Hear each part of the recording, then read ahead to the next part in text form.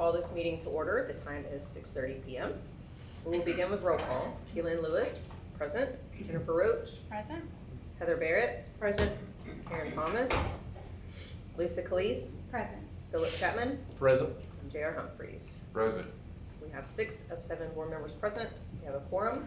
Please rise for our prayer led by Trustee Calise and the posting of our colors and pledges of allegiance led by First Lieutenant Alyssa Smith and Private First Class Caden Harper. You bow your heads. Father God, we are so very thankful for your love and care and our many blessings. This evening, we are charged with making decisions in the best interest of our children. We ask for your presence, your guidance, and your peace. We pray for our communities, our kids and staff.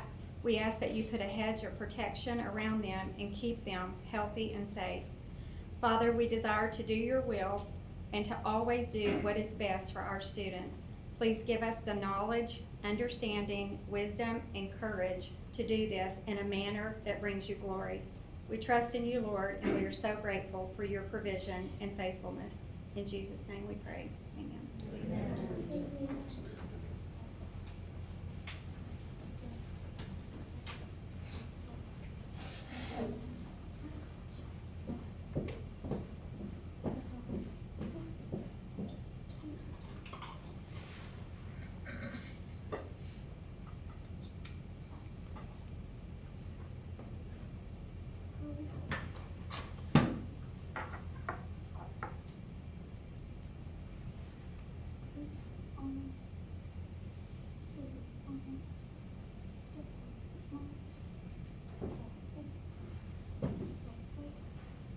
Pledges.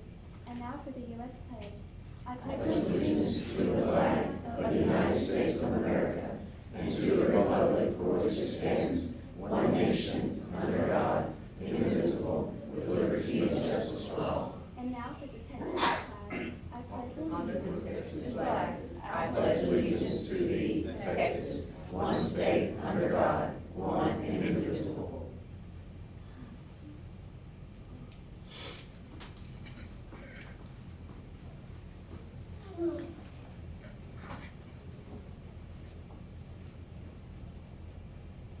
Okay, you may be seated. Thank you.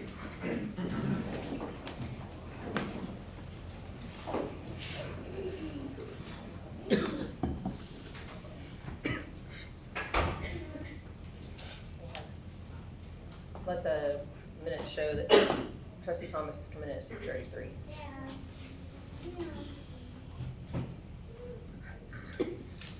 And I will open the floor for board remarks.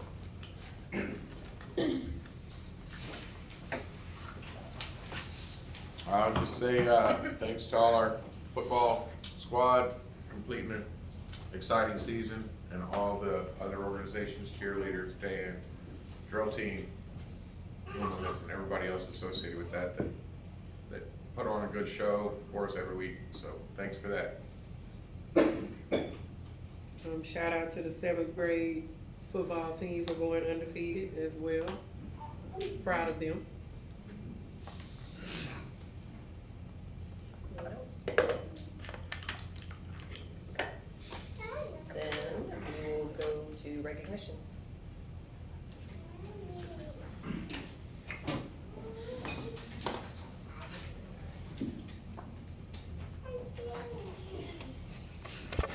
So greetings, everyone.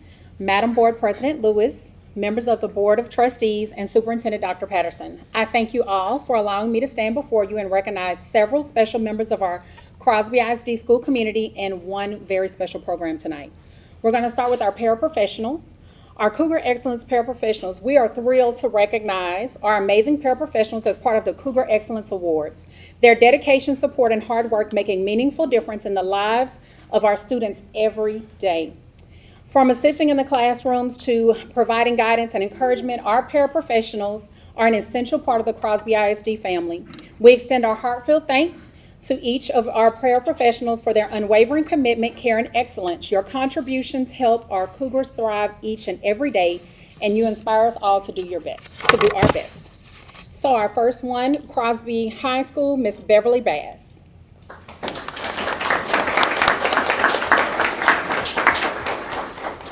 From Crosby Middle School, Miss Tamika Alfred.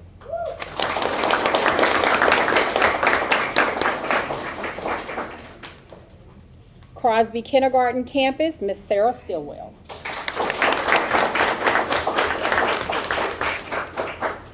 Barrett Elementary School, Chrislyn Sexton.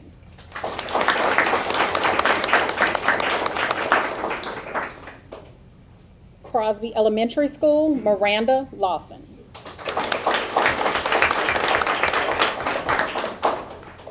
Drew Elementary School, Viviana Cervantes.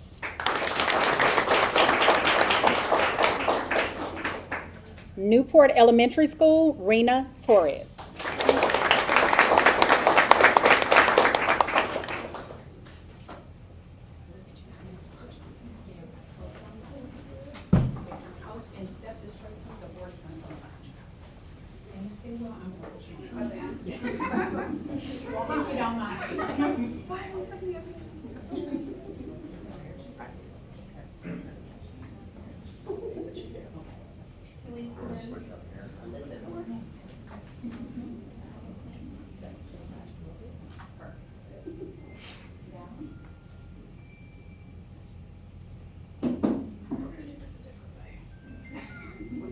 Sorry, guys.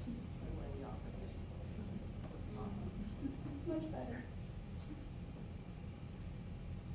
No, that's me. Hold on. Technical difficulties, guys. I apologize. Done.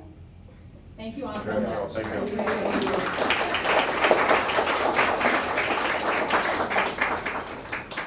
you. Now we will honor our teachers.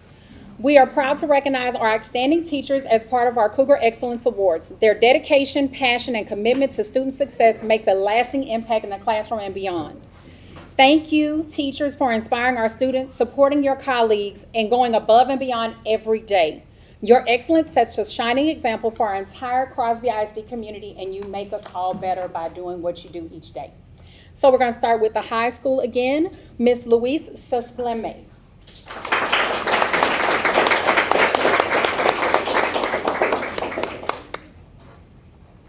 Crosby Middle School, Mr. Joshua Mojica.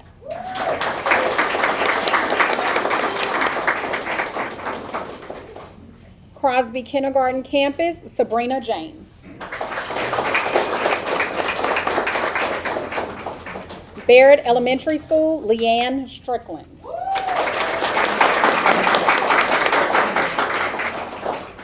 Crosby Elementary School, Miss Brittany Quaylar. Drew Elementary School, Miguel Rodriguez.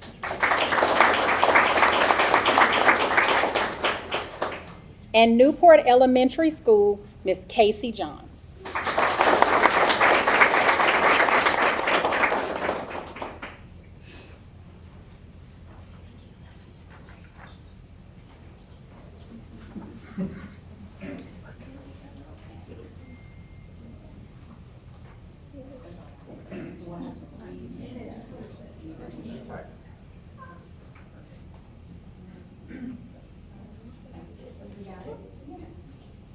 Promise I didn't take a picture of myself this time. Thank you all so very much.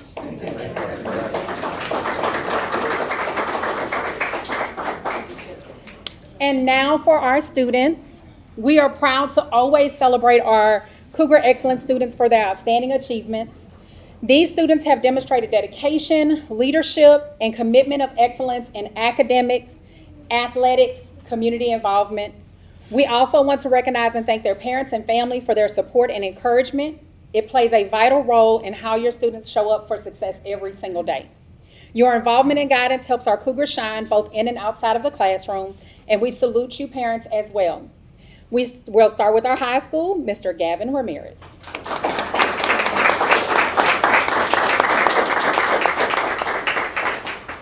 Crosby Middle School, Jose Colazo.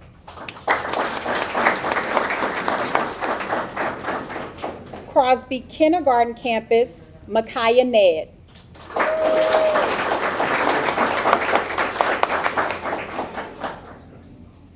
It was out of order. Sorry. Barrett Elementary Campus, Brenham Bowman.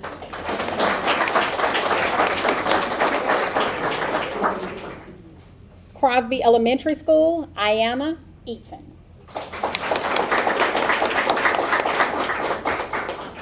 Drew Elementary School, Adriel Vargas.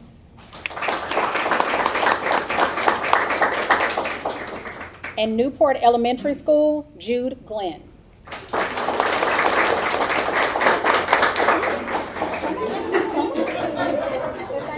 Thank you. Get your award, sweetheart.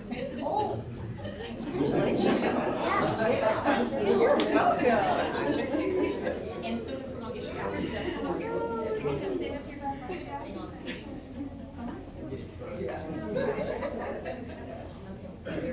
Okay, Gavin, I'll learn which one it is. Sorry. Okay, you're gonna scooch you in a little bit for me. Step this way for me, Judy. Really good. Okay, and I may have a little bit of rope. Okay, you tell me. How does that look? That's a big spot. So let me move the kids down. Go down for me, Judy. I'm sorry, you were in the right place and I moved you out. I apologize. Come on, sweetheart. There we go. Let's step. Sorry. Thank you. We get a good photo. Here we go. Got it. All right.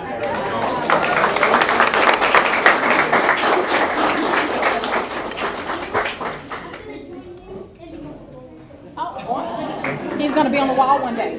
Love it. Say it's gonna be on the wall. Love it. For our final award today, we actually have a video that we're going to play. It's our Cougar Excellence, and tonight we have the pleasure of highlighting our culinary arts program and the incredible Miss Jamie Wood as part of our Cougar Excellence Awards. Under Miss Wood's guidance, the students have had the opportunity to fill our bellies, explore their creativity, develop valuable skills, and experience the pride of producing high-quality culinary work. Mrs. Wood's dedication, her passion, and mentorship inspire our students to strive for excellence, not only in the kitchen, but also in everything that they do. Her commitment helps our Cougars develop confidence, teamwork, and a love for learning that lasts a lifetime. I bring to you Cougar Excellence Culinary Arts. We flip the right way. There we go.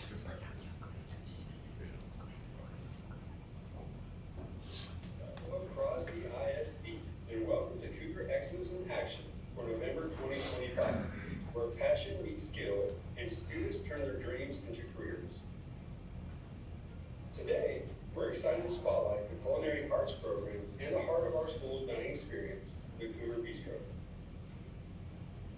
Led by the dedicated Miss Jamie Wood, our culinary arts students don't just learn to cook, they learn to lead. In this hands-on CTE pathway, the students gain real-world experience running the Cougar Bistro, a student-operated restaurant that showcases their talents and teamwork. Each day in the Cougar Bistro, students step up to take turns as head chef. The head chef selects their sous chef, crafts the menu, and orchestrates the kitchen's rhythm. From prepping ingredients to plating the final dish, every element is carefully delegated and managed by the students themselves, ensuring a seamless dining experience. Beyond mastering culinary skills, students in this program earn valuable industry certification that open doors to future careers. They work towards the Serve Safe Food Handler certification and the prestigious Serve Safe Restaurant Manager certification. Over the past 2 years, more than 40 Cougar students have tested and earned their manager's certification, a milestone that typically takes nearly 4 years to complete. The Cougar Bistro is more than just a restaurant. It's a living classroom, a training ground, and a shining example of Cougar excellence in action. Here, students develop leadership, responsibility, and professional skills that prepare them for success in the culinary world and beyond.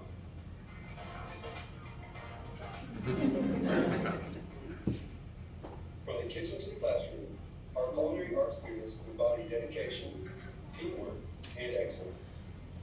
Thanks to Ms. Wood's guidance and their hard work, the Bistro continues to be a proud symbol of what Cougar excellence truly means.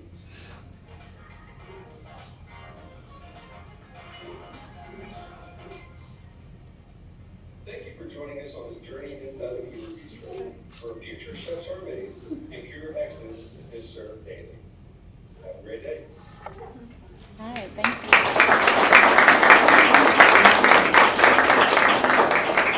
Ms. Wood, if you would, come up for us, please. We'll get a photo op of Ms. Wood and the board, if you don't mind taking a picture with our culinary artist.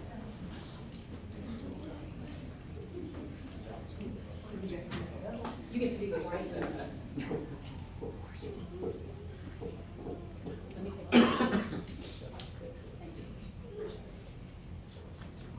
Let's kind of circle up a little bit. She goes on. Okay, smile. Got it. Okay. Thank you.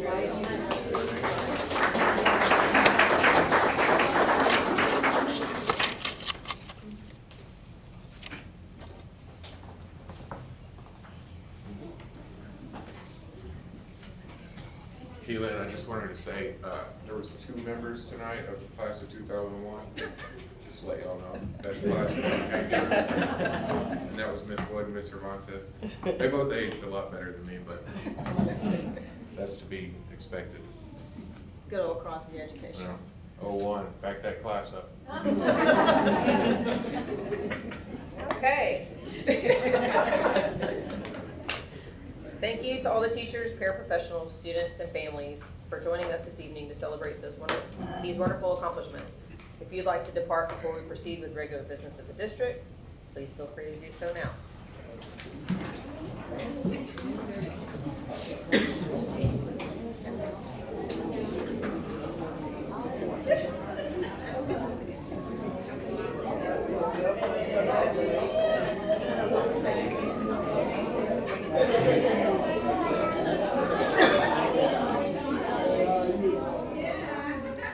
Good, great.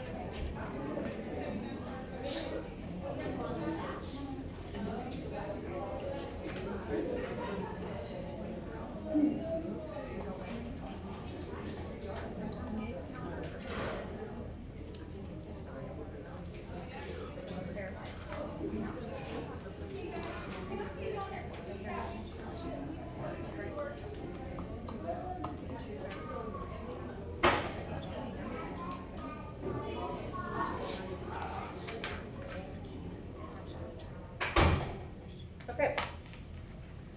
At this time, we do not have any requests to comment to the board, so we'll move on to the next agenda item, and that will be reports. It'll be a 3-tiered bell schedule update presented by the cabinet.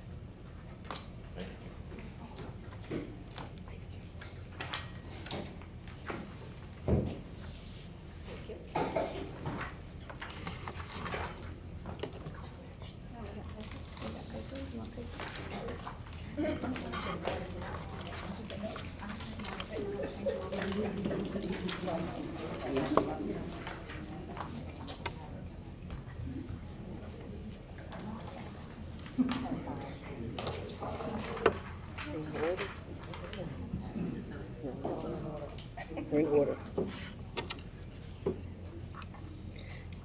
Good evening, Madam Board President Lewis, members of the school board, and Superintendent Dr. Patterson.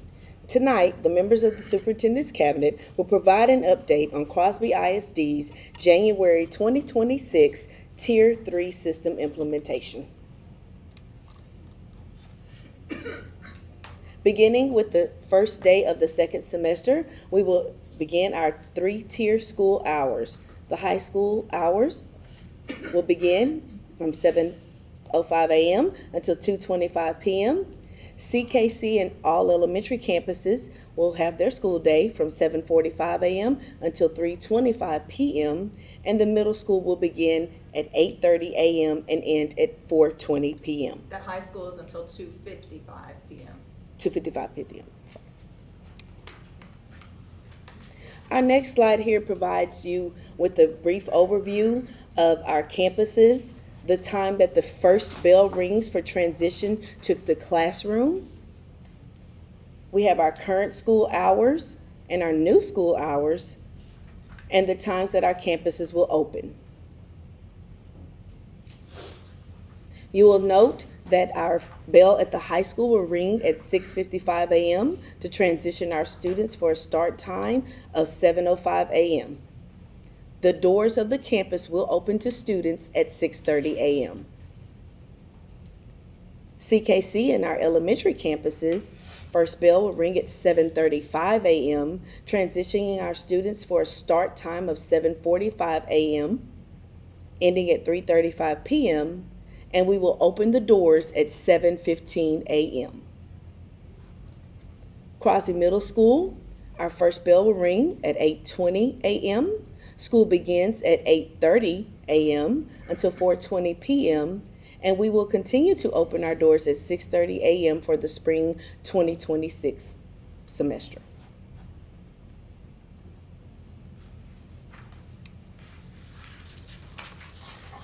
From the Curriculum and Instruction Department, our preparation to begin for our implementation.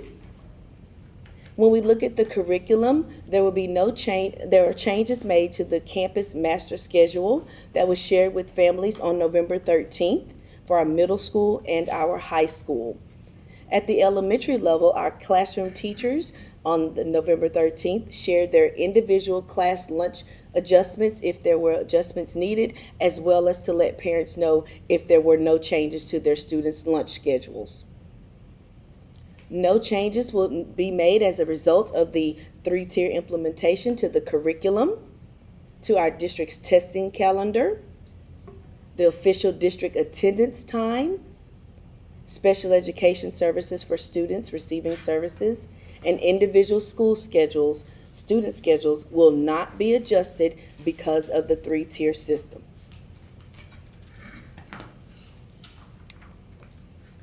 In the PEIMS department, our PEIMS department has worked to implement the campus bell schedules in the Skyward system adjustment for the second semester. So we're ready to begin that work once we complete the first semester.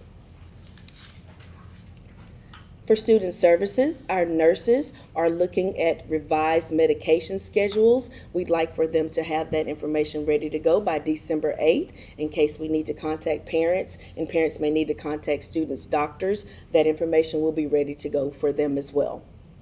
Our 21st century revised times we will currently continue to offer at Barrett Elementary and Charles R. Drew Elementary, our 21st century after school program. The time has been adjusted for the 5-day weeks and the 4-day weeks when we don't have all day Friday care. We will begin at 3:45 p.m., which is the end of the school day for elementary students.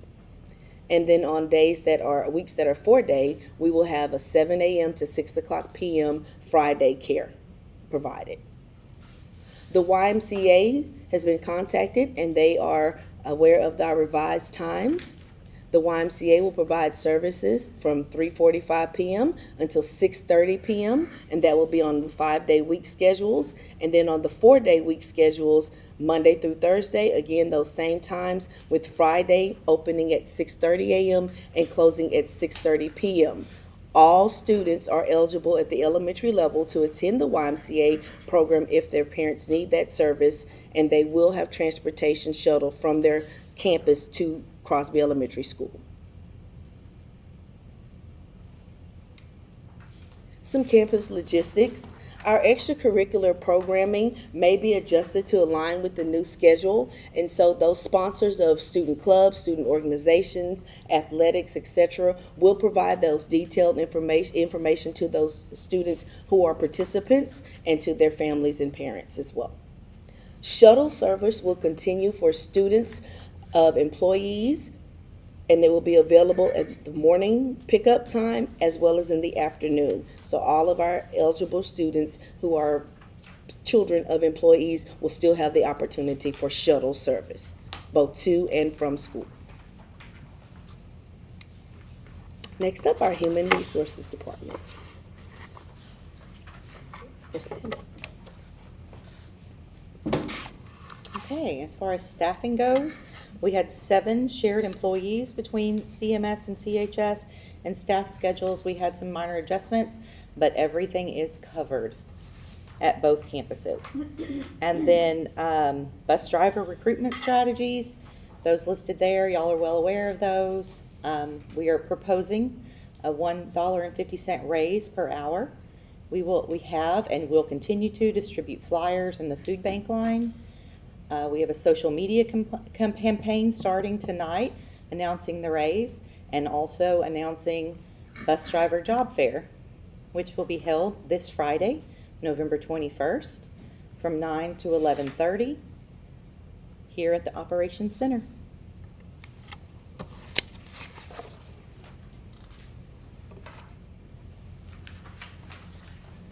All right, good evening.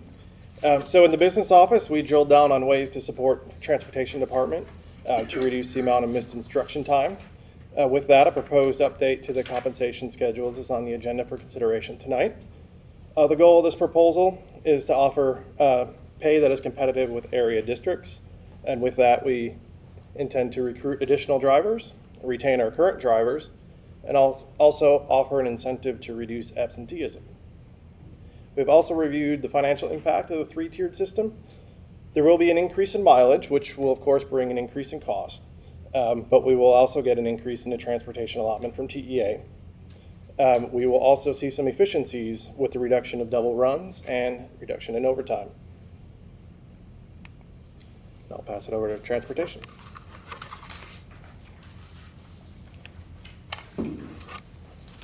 All right, so we've been trying to improve our transportation department in order to continue to get our students to class on time.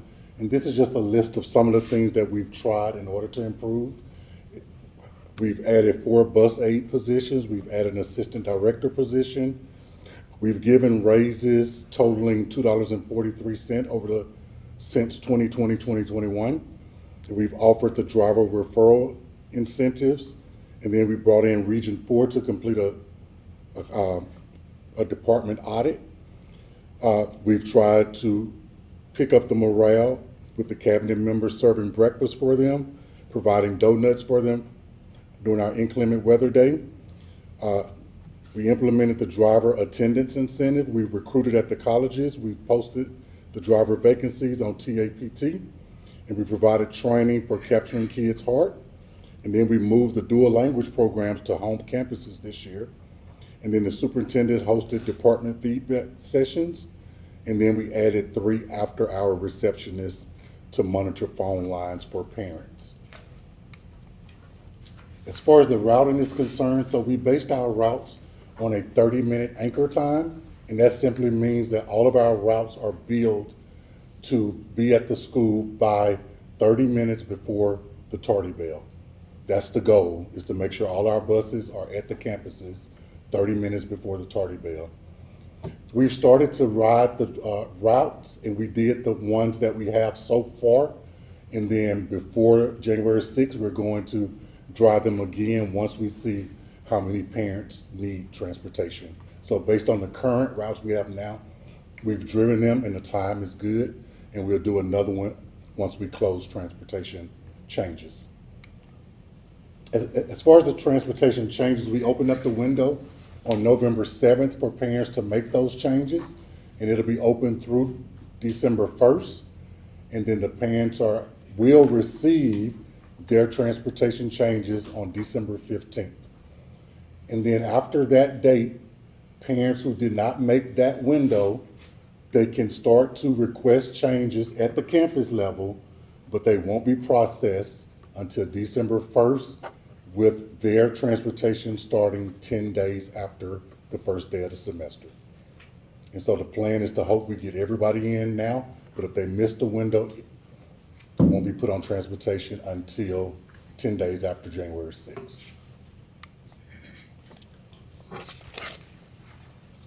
And communications will support our change by, let me click, sorry. On November the 7th, we announced the tier system. And of course, we opened up from November 7th to December 1st that the parents can request transportation changes. On November 13th, last Thursday, we updated with additional information shared with parents via Parent Square. On December 15th, we will be sending out to parents the updated bus schedules. On January 6th is the start of our spring semester. And January 6th through the 10th, we will continue to use post-implementation communication methods to make sure that parents are being informed. We are also sending out messages twice daily to parents through Parent Square, reminding them of deadlines and how to complete Skyward transportation changes. And I get the slide that says questions. Thank you. I got a quick one, just addressed it kind of, but you said through Skyward is how we're reminding. The main thing that jumps out at me is the request for change for people that are gonna have to change now, and the December 1st deadline. I guess, are we using all the avenues we have to make sure parents, as many parents see that as possible? That's what I'm worried about, is people missing that December 1st deadline and then having that 10-day gap. Yes, sir. So what I am using right now, and if I said it wrong, I apologize. We're using Parent Square, and we have a click sheet or an information sheet that we're passing out every time. So today at 12 p.m., it went out to the entire district. And then at 5 p.m., it went out to high school specifically with the bell schedule for high school, middle school specifically, and then elementary, we showed them the open door dates, or open door times, I apologize, with also the information. So we will continue to express it. We're putting in our Sunday newsletter. And then, of course, we are monitoring, and we'll have those numbers of how many parents have completed the change. And as we continue to monitor that, we will continue to ramp up the different ways in which we continue to make sure, and we're also going to have our principals and our campus leaders help as well, to ensure that everyone is aware of the December 1st date. That's what I wanted to hear. Thank you very much. Yes, sir. I have a question on the, it's going to be your third slide, the 3-tier timelines. So down at the very bottom, currently, obviously, it says spring 2026, doors open at 6:30. As we roll into the fall, what time will those doors open?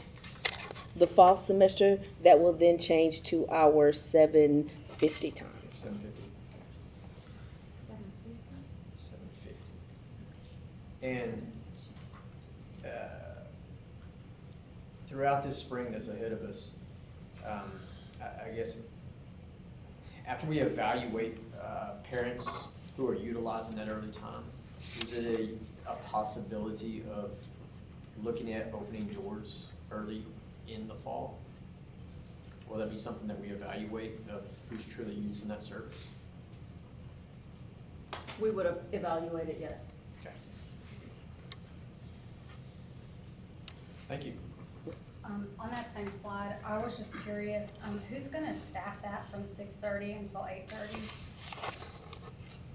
So we put out an email.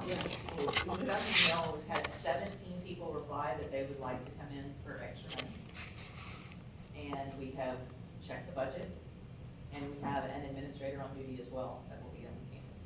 So what's the financial impact of that? Because that's a lot of hours. So with the paras, we figured that it would be about $15,000 for the remaining semester, and we're going to use that money. We have additional bus driver vacancies that will be able to absorb that cost. So paras are gonna staff it?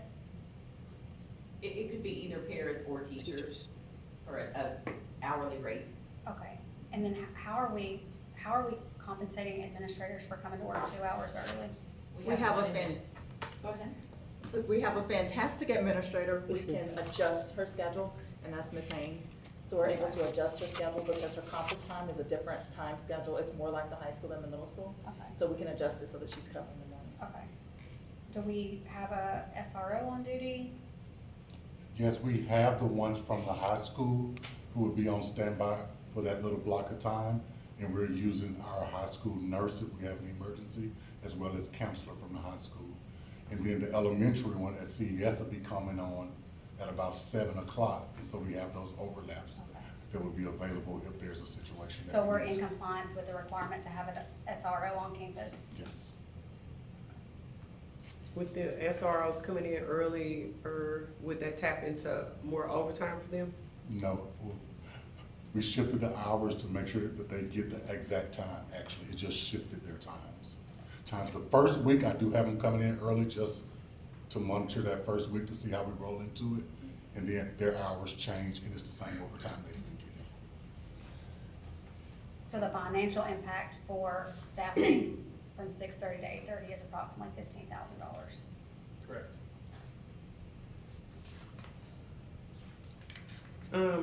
For the after-school activities that may require transportation to, let's say, other schools, how is that going to, do y'all have a plan for that? Like, but with middle school getting out so late and let's say, the basketball team has to drive across Baytown to be at a game for 5 o'clock, how is that gonna work? So it'll basically be the same way we're doing it now, but a lot of coaches drive those and those are separate buses. But And a so lot of if coaches- we needed drivers to drive those, they would drop their kids off first, and then they would come and pick up the kids like we do for high school now, for extra. So, do you know how many coaches are certified with their CDL? Cause I don't believe it's a lot of them. It's actually quite a bit, I don't know the exact number, but I wanna say if I remember the list, it's at least 10.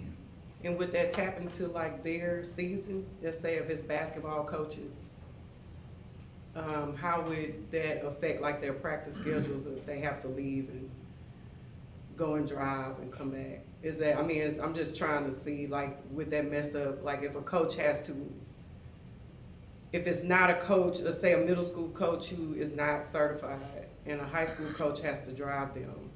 I'm just wondering if that's the only option that we have is to tap into coaches. Are we, I don't know, I'm just trying to make sure we don't tap into other people's seasons because they're trying to transport kids. I mean, I think that's the way they've always done it, and it hasn't been a problem. Well, Is they kind of use each other, like if I need you to drive, then they reach out to the other coaches, can you drive for us or not?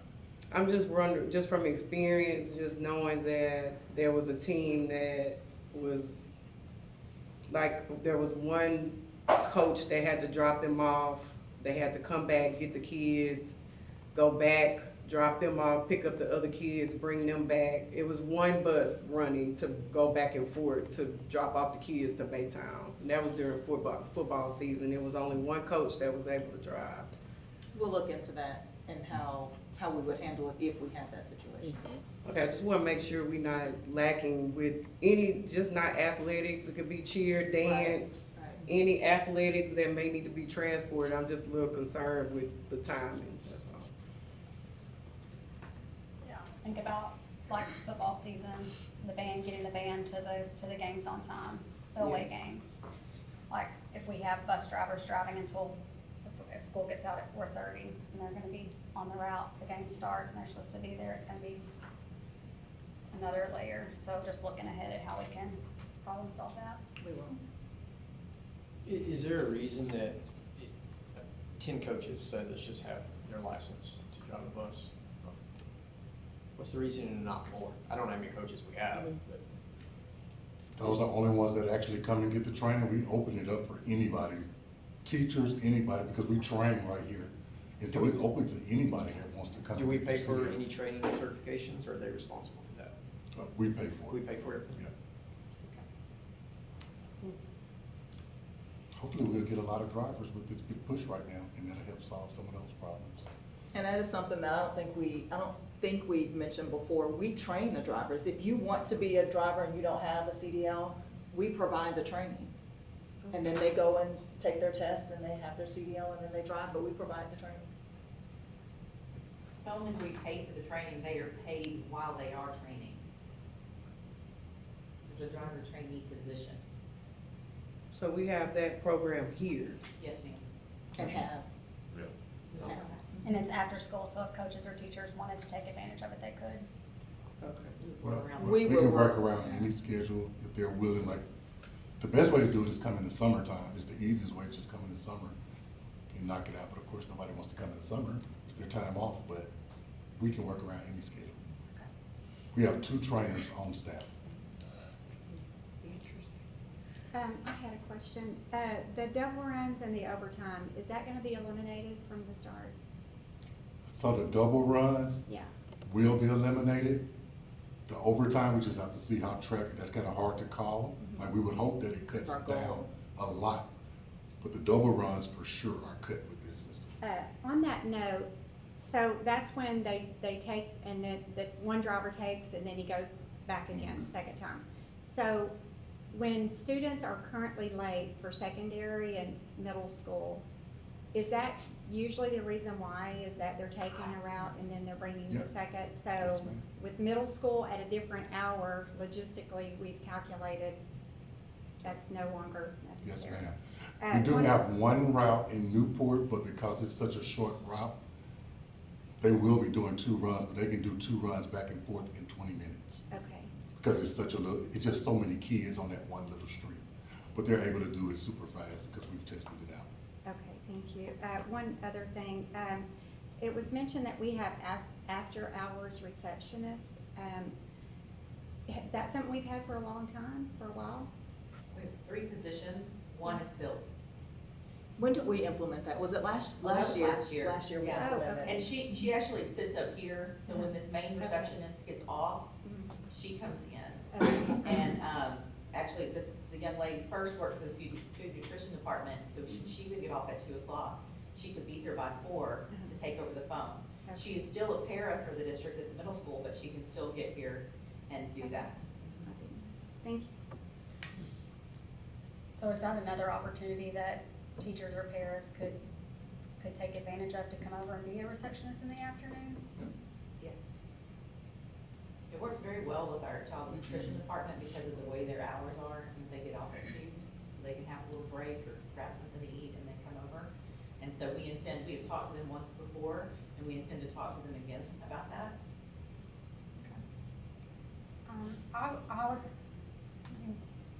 I have another question. On the curriculum slide, it just, looking at hours, I know that we have secondary, I don't, coaches or specialists or coordinate, I don't know what their titles are, like science people, science coordinator, Okay. language arts coordinator, math coordinator that are 6th through 12th grade. So that's a big difference in hours. How are they coaching and providing support? What are their hours? Do they work a longer day? They'll be able to slide their hours. Yes, if needed. So if it's this day, I need to meet at this time, then they may come in a little bit later, they can stay, or if it's staff will come in. So they can slide their hours to adjust to that need. Okay. And then I just wanted to ask, CMS is one of our lower performing campuses. It's also the 2nd largest contributor to our overall district accountability. So how are we working to, obviously this is a challenge and change is hard. So how are we working to improve morale through this change while also, really prioritizing high quality instruction? So one of the things we gave to the CMS staff for morale is on the Red Box Fridays in the afternoon. Currently, it is in the afternoon. Teachers are in their classroom doing whatever they need to do. It is their time. And so for this semester for climate and culture, for them, they are able to work remotely at that time. Still expected to get their work done, but they're given that option. And that's for the climate and culture, and that's the morale that was the goal. What was your second question? The academic. How are you academic balancing support. morale with And high so quality we're, instruction? yeah, so we're continuing what we've been doing. You know, we implemented the block scheduling this year. We're continuing that. It's been working very well. And the work with our consultant, we are continuing. And that consultant work this year is going deeper and not just working with leaders, but actually working with teachers.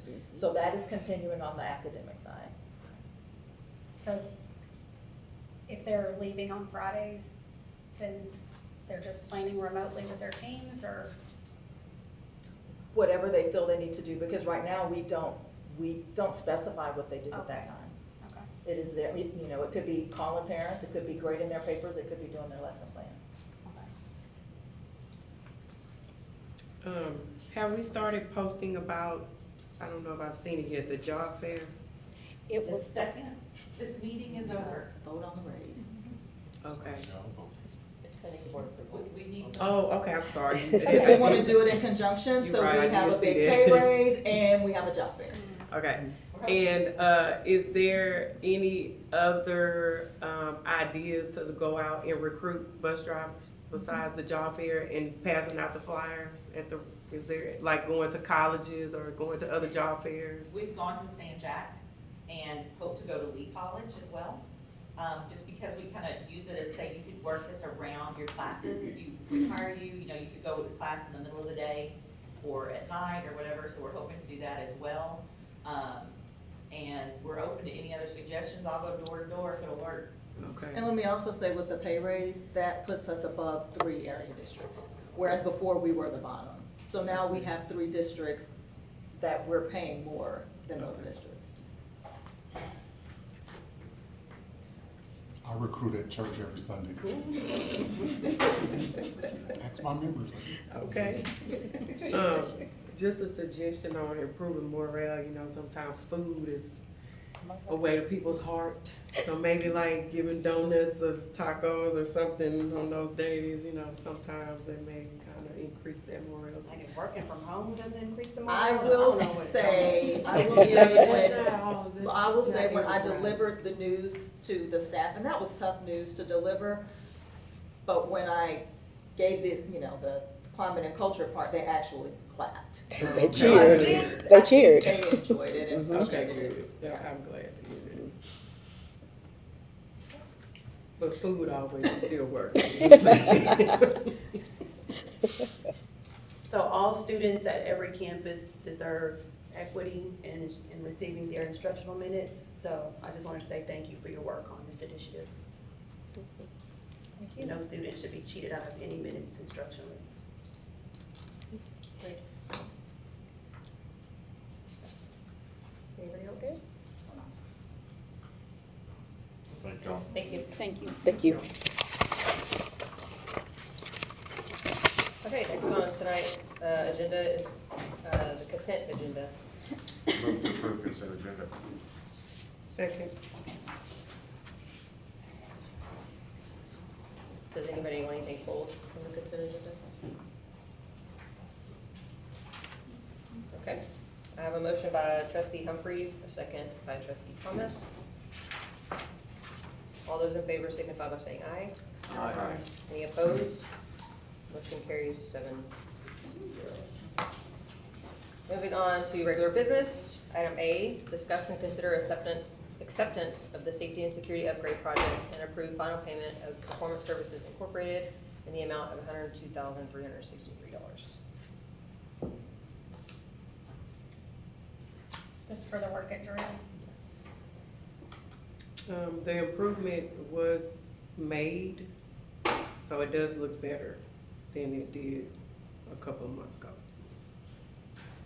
Yeah, so that's just wanted to verify. I saw some pictures from in there that did not look like great quality. I just want to make sure those adjustments have been improved. Yes, that's why this is this month and all the others were last month. We needed that month to make sure that it was up to par. Okay, perfect. And this is the final Yes. on this? Yes. Okay. All right.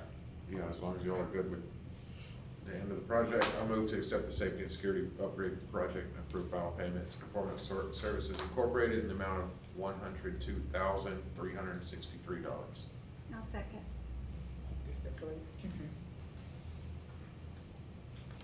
I have a motion by trustee Humphries, a second by trustee Caleese. Any discussion? All those in favor signify by saying aye. Aye. Opposed by nay. Motion carries 7-0. Item B, discuss and consider approval of the 2024-2025 annual financial report. Good evening, Board of Trustees, Superintendent Dr. Patterson, and guests. I would like to introduce Patrick Simmons. Patrick is an audit partner with Whitley Penn. He'll be presenting the audit results for the fiscal year ending June 30th, 2025. Thank you, Robert. Good evening, Superintendent, President, members of the Board of Trustees. My name is Patrick Simmons. Right now, Robert's passing out a copy of the slideshow as well as a final draft of the audited financial statements for 2025. And so I'm going to take you through the results and some high-level financial statement highlights fairly quickly. But our team consists, in addition to myself, was Laura Quintero, the senior associate, as well as Brooke Fuller, the manager, and then Selena, the quality control reviewer. The audit process, most of you are probably familiar with this, but I will just say we come out in the summertime and do some internal controls and compliance testing, and then we come back after you close the books and we do substantiate the balances, and all that goes into providing an opinion on the report, which is what you do have in front of you. This is just a slide on some of the internal control departments that we meet with at interim. So we get your policies and procedures, and we select a number of samples and make sure that the internal controls are operating as you design them, and we make sure that those are appropriate as well, look for any gaps, make recommendations and things like that. And so there's a few different types of opinions we can provide on the financial statements. I will just jump straight to the results and highlight that we are providing an unmodified opinion on the financial statements, which is the highest level of assurance we can provide. We did not have any internal control findings related to financial reporting and no findings related to compliance. And so that is all the good news on the financial statements. And then I do have this statement here from the GAQC on the single audit report. So currently, this won't be the last time you are here to approve these financial statements because the OMB compliance supplement has not been released yet. And so we cannot issue the single audit report for the federal piece of it until after that final compliance supplement is released. And so what you have in front of you is a final draft that we expect there won't be any changes, maybe some formatting and moving things around like that to make it look better. But the results is what we think we're going to stick with. And so we wanted to keep things as consistent as possible, which is why I'm still here today instead of waiting until later. But you will see this report again for approval once we are able to finalize it. So the results of the federal single audit piece of it is also a clean opinion. So no findings on the special education cluster, which was the major program this year, and then no internal control findings related to compliance for that program. So overall, the results, that's the slides on that piece. Before I get into financial highlights, I just wanted to thank Robert and the district for the opportunity to work with you all and make it a very seamless process. So there was turnover in the department, but we were able to very smoothly transition and do a great job continuing as normal. The next slide, just a pie chart of where your money comes from, where the money comes from for the district. So state aid this year was 60% and property taxes 30%, and then the remaining was split amongst some other various areas. And then on the expenditure side for general fund, so instruction this year was at 54%, and last year I know you all requested to see also the personnel cost breakout. So that's at the top, and it's at 71%. I'll say that it is normally higher than that, closer to 80%, but with the debt service payments in the general fund in 2025, that was about $8 million, so that made up a much larger portion of the general fund expenditure. So it drove down the personnel costs, the percentage of the total, it drove it down. But if you take that out the picture, then the costs are pretty consistent with previous years. And then here's a snapshot of the budget to actual. And so you had budgeted for a decrease in fund balance of about $9 million, and then you ended the year with a decrease in fund balance of about $4.9 million. And then the ending fund balance is $42.9 million. And then general fund expenditures, unassigned fund balance, it is 196 days in fund balance, so it's well above the 90 days recommended by TEA, which would have been 19.7 million, so you're at 42.8 million, or about half a year or so in fund balance. And for the required communications, so we do issue a much more lengthier letter than this, and so I won't go into all the details here. The highlights are, there was a new standard that was implemented this year, compensated absences related to leave accrual. It doesn't affect your general fund or anything like that, but your full accrual statements do have a larger liability recognized for that. In the past, you only recognize a liability for the leave that would get paid out when an employee leaves, but now you have to recognize a liability for the leave that they're more likely than not to use as time off. So you have to estimate using historical trends how much leave you expect somebody will take before they terminate with the district or separate from the district. So that is the main change in the government-wide financial statements, at least. I'm happy to highlight no material misstatements identified by us that required corrections, and no difficulties with management or any other issues to make you aware of. And with that, I'd be happy to take any questions. I have one.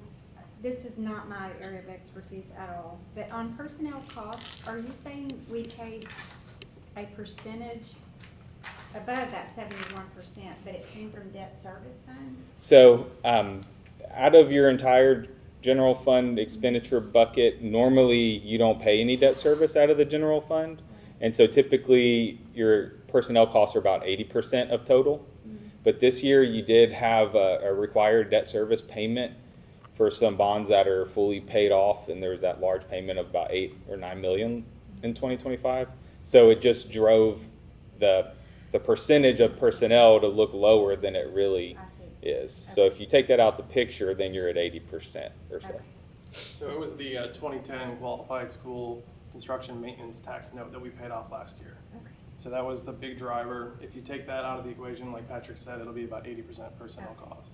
Thank you. Which is more on par with what you want to see. Yes. And also the instruction, if you take that out, you see instruction is at 54%. Instruction goes up to the 60%, which we're accustomed to seeing.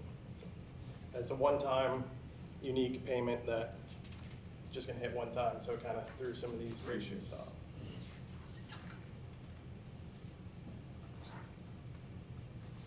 Thank you very much. Thank you. You're welcome. Thank you, Reg. You're welcome. I do have a few items I'd like to highlight on the report. If you would please turn to page 18, I do want to explain a few items. So Patrick did mention in his slides that there was a net change in fund balance. It is the third line from the bottom on page 18. So there was a decrease in the general fund, and that also is because of the 2010 qualified school maintenance tax note payment. So if we take that out, every year we were paying $680,000 into a sinking fund, basically a savings account, and that was recorded as restricted fund balance. So that was $6.7 million we had in restricted fund balance last year for that payment. So basically we take that payment away, and unassigned and assigned fund balance actually went up $1.7 million. So I did want to explain that.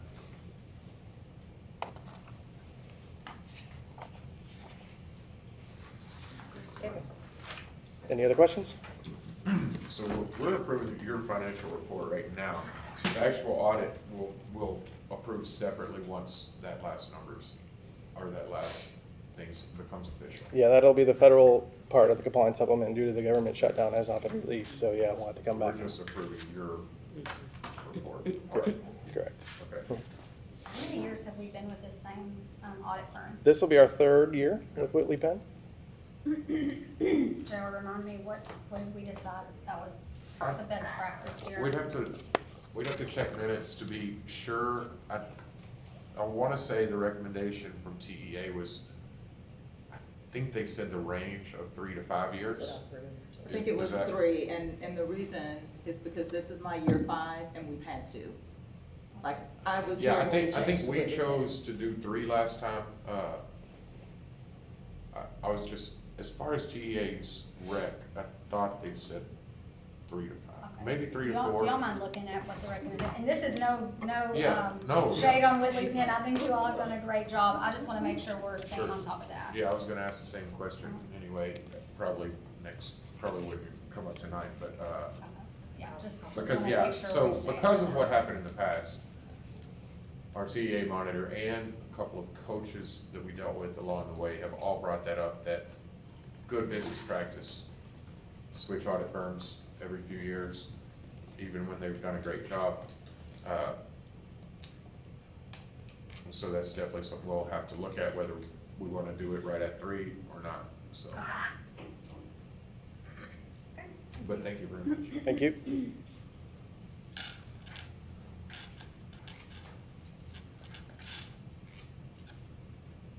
I move to approve the 2024-2025 annual financial report. Second. I have a motion by trustee Humphries, a second by trustee Chapman. Any discussion? All those in favor signify by saying aye. Aye. Opposed by nay. Motion carries 7-0.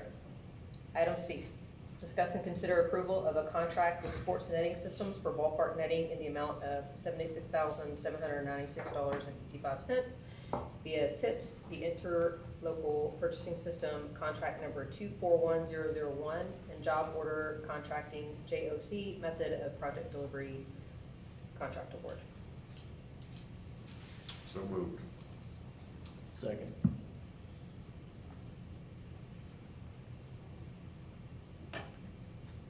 I have a motion by trustee Humphries, a second by trustee Chapman. Any discussion?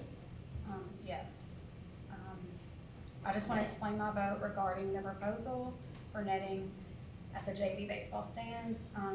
Understand the intent and I respect the committee that put this together. I just, and I agree that netting would make the experience safer for those spectators who choose to attend baseball games, and I do think safety matters. So I appreciate the effort behind the recommendation. However, I feel like we have to prioritize our spending based on the greatest impact for the greatest number of students. And we all received a 133-page facility report on building needs, deficiencies, and maintenance concerns. Many of those directly affecting the learning environments that students are in daily, safety, and things that are required by law. Again, our students aren't choosing to go, they're mandated to go. So because of that, I just don't support spending $76,000 of our funds toward a project that I do think it's beneficial, I just don't think it's the most essential at this time. It's really the same rationale behind my previous no votes on other facilities. So I think that with our aging facilities and the needs in our classrooms and the core safety of students, we need to prioritize that. Additionally, this funding source is, correct me if I'm wrong, this funding source is from maintenance and operating, which means those dollars could be directed to areas that currently are under significant strain, like transportation. So my decision isn't because I don't want to improve the baseball fields or make things safe. I just think that there are things that are higher priority, higher need that affect kids every day. So that's my reason for my vote. President Lewis, I wrote something this morning that I want to read right now, so I'm going to ask for just a little patience from everybody, if you'll give me a couple of minutes, all right? Okay. So I thought about this obviously being on the agenda, and obviously I'm pretty intimate about this one, and so why is it here? Bear with me, everyone. Is to ensure that we as a district are constantly evaluating our facilities to ensure that we're providing a safe environment for our students, teachers, all employees that serve our district in any capacity, our community members, and any man, woman, or child who show up in support of any extracurricular activity of Crosby ISD. Now, I, nor the majority of anyone present in this room, was here when the ballparks in Crosby were designed, constructed, and therefore I do not have intimate knowledge of the decision-making at that time. Those individuals did an incredible job with that facility, and it is one that our athletes and our community can take pride in, and one that many tournament directors seek out in order to run tournaments, which generates revenue for this district. However, they failed in one huge aspect, and that was to provide a safe place for attendees watching the baseball game and not being protected from baseballs exiting other fields. Was this topic brought up and not done due to funding, or was it just simply a design flaw? We don't know, but what we do know is that it is a serious problem currently. I, as well as many of you, can attest that many individuals have been hit in the back, side, or in the head from foul balls each year. I've personally witnessed it, and I've personally been hit. Just a few months ago, 2 elderly fans were hit. I don't remember the exact details, but if memory serves me right, they were hit in the head and the neck region, taken to the hospital. For the past 8 years, we as a district have been lucky that no serious injury has occurred. But I say this to you tonight, my colleagues, we're playing Russian roulette. It's a matter of time, and we have a chance to dramatically reduce those odds. So why does our facility provide such an unsafe environment, many of you may ask? Well, the simple layout of 4 fields where all home plates are positioned towards a centered area creates a setting where fans watching a game on the north field have their back or side pointed to the fields on their south, east, and west. That scenario is applicable to all fields. While their focus is on the game in front of them, they're oblivious to any foul ball coming from another field. Peripheral vision is also non-existent due to the bleacher designs. This design does not provide an attendee or fan a chance to react or protect themselves. I know many of you here don't understand how quick a baseball can approach you, can hit you. An average exit velocity of a high school baseball off of a bat is about 90 miles an hour. That's an average. Some of them are faster than that, some slower, obviously. The reaction time of a 90-mile-an-hour fastball at 100 feet away is 0.76 seconds. I'll say it again, 0.76 seconds. That is a reaction time if you know the ball is coming at you. Now, some of you may say that a district is protected by the baseball rule, which emerged in principle in 1942. That whole was true up until 2012. The scope of the problem and the near impossibilities of avoiding foul ball projectiles have resulted in a reconsideration by courts of the assumption of risk argument upon which the baseball rule is based. Reconsideration of the need for additional protective screening and warnings, along with challenges to the legal validity of the baseball rule, have accelerated over the last decade with the increase of injuries. You can easily look them up for yourselves, but numerous cases in the past 10 years with facts more likely to apply to high school facilities, courts have declined to apply the baseball rule because some form of distraction made it especially difficult for spectators to focus on the game and avoid foul ball dangers. One of the most recent and largest cases, non-MLB related, was in 2020, SJ versus USA Baseball Federation. The Court of Appeals ruled USA Baseball had a duty not only to use due care to not increase the risk of spectators inherent in the game, but also to take reasonable measures that would increase safety and minimize those risks. To further enhance the importance of safety and due diligence of districts and baseball facilities, the NFHS, that is the National Federation of High School Association, has issued a list of recommendations. For those of you who do not know, they are the organization that creates the sporting event rules that all of our high school athletes use and compete with. This is directly from their website. The following are suggestions for preventive measures that should be implemented in high school ballparks. 1, increase the reach of protective screening to whatever extent is financially feasible, especially in the area behind home plate and along the baselines where foul ball and thrown ball dangers are at greatest. Provide signage warning spectators to exercise vigilance against being hit by batted or thrown balls by focusing on the field of play during pregame warm-ups and the game itself. Place warning signage at entrance gates into the ballpark.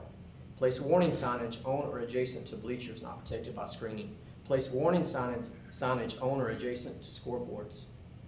Where public address systems are in use, make frequent PA announcements before and during games, warning spectators about the risk. Where game programs or roster sheets are distributed to fans, include warning and easy-to-read font size. Employ additional measures, screening, warning signs in areas within foreseeable reach of batted or thrown balls. Keep in mind that such preventive measures should be taken both in baseball facilities and softball facilities. I can tell you that all of the bullet items that I just read are non-existent over at the ballparks in Crosby. So to conclude, why is this topic an agenda item for us tonight? Because we have a responsibility to anyone that steps foot into the ballparks in Crosby. That responsibility is at a bare minimum to provide a safe and healthy environment. That is our responsibility. And we must do our due diligence to proactively and with forethought vision to protect those individuals as well as this district from any legal implications. An individual focused on a baseball game in front of them currently does not have a fighting chance to defend themselves from a foul ball coming directly from behind them at 90 miles an hour. Thank you for that time.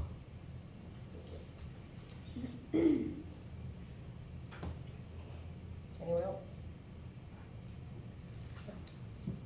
Just say again, I think that it's important that we focus on the safety of everyone. And again, we have 133-page document with lots of safety concerns in it that we haven't addressed. So I don't know how we can move this one to the top of the list over everyday items in classrooms, in schools.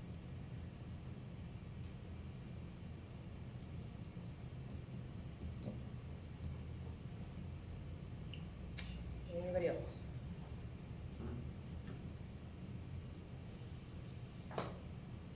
Okay, I have a motion by trustee Humphries, a second by trustee Chapman. All those in favor signify by saying aye. Aye. Opposed by nay. Nay. Motion carries 6. Any abstention? I said I just didn't come out. Sorry. Motion carries 6-1. Discuss and consider approval of the revised compensation schedule for fiscal year 2025-2026. Move to approve the revised compensation schedules for fiscal year 2025-2026. Second. Have a motion by trustee Humphries, a second by trustee Thomas. Any discussion? I'd like to ask something.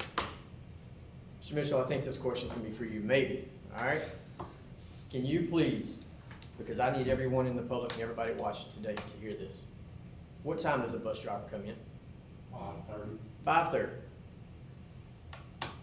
What time is the first bus out? Well, the first bus leaves at 5:30. Okay, so what time do they come in? 5:15, have to be there at least 15 minutes. 5:15, they do a check. All right, 5:15, they're out at 5:30. So they're here at 5:15, they're up 4:30 range, right? They have a dead period in the middle of the day. What time are they back in? 2 o'clock. 2 o'clock, and what time do they typically leave here? 6:30. Please let everyone know, all you bus drivers, I hope you watch this and hear this out of my voice. Thank you. You are special, special people for doing what you do and to getting our kids safely to school. Thank you. I will second that. Anybody else? Have a motion by. I have one thing to say. I agree with what Philip said. I think that I think their 150 increase is not enough, and I think that it's not going to address our staffing shortage. And I feel like our drivers have carried the district through some really, really difficult years, and they deserve a significant pay raise. Not just that's competitive with the hourly rate, but that's going to be competitive with the weekly salary. I also feel like we could do more, because this is not even going over the budget. This is just using money from the staffing shortage. So I don't feel like a $1.50 increase is enough to. I would like to say, and I may have misunderstood you, but the raise is hourly, but it takes them, when we're comparing and saying that we're making higher than the 3 other districts, or they're making more, that's on an annual basis. So it's not, that statement is not based on hourly, it's based on what they would take home for the whole year.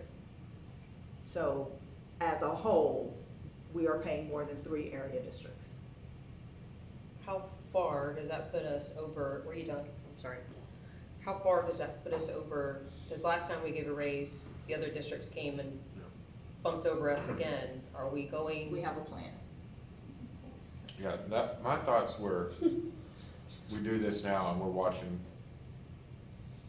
and monitoring what other districts' plans are come budget time next year. And so, and when I talked to Ms. Patterson about this, Dr. Patterson about this, sorry, I asked that question too, just to say, because when we went to 4-day, we thought about that. We adjusted based on that to make sure they weren't losing anything and still in the middle of the pack.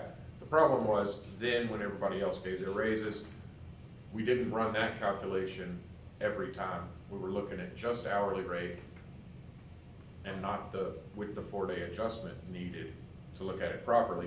Now they did, and that, like you said, both hourly and weekly pay puts us much higher on the list.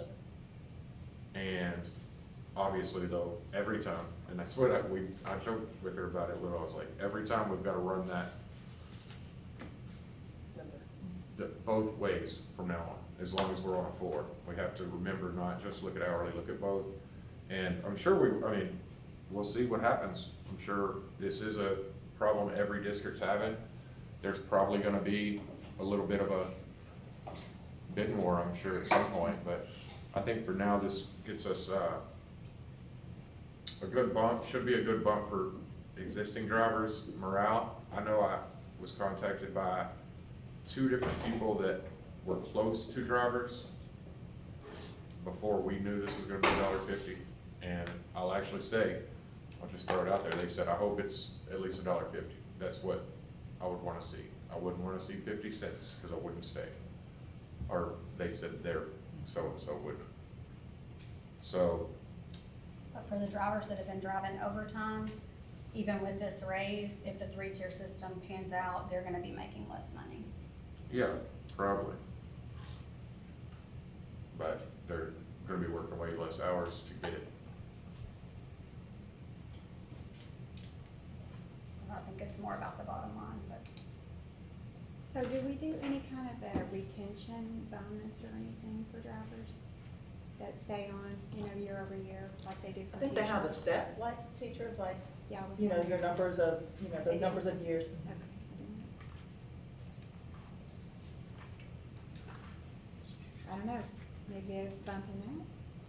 We also do an attendance incentive, we don't do that for anyone else in the district. So they're, Okay. but it's all on the table. All right, anyone else? Okay, I have a motion by trustee Humphries, a second by trustee Thomas. All those in favor signify by saying aye. Aye. Opposed by nay? Abstentions? Motion carries 7-0. Item E, discuss and consider approval of a resolution casting a ballot for the election of a candidate to the Board of Directors of the Harris County Appraisal District. Move to approve the resolution and cast 6 votes or a combination of votes for the following nominee, Martina Lamar Dixon, to serve as a member of the Board of Directors of the Harris County Appraisal District.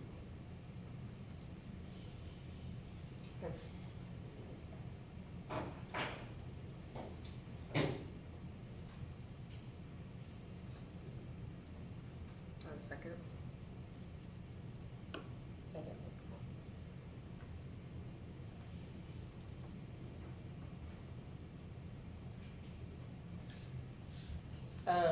Just discussion part of this, I don't know if anybody knew or knows. I'm sorry, I have a motion by trustee Thomas, a second by trustee Barrett.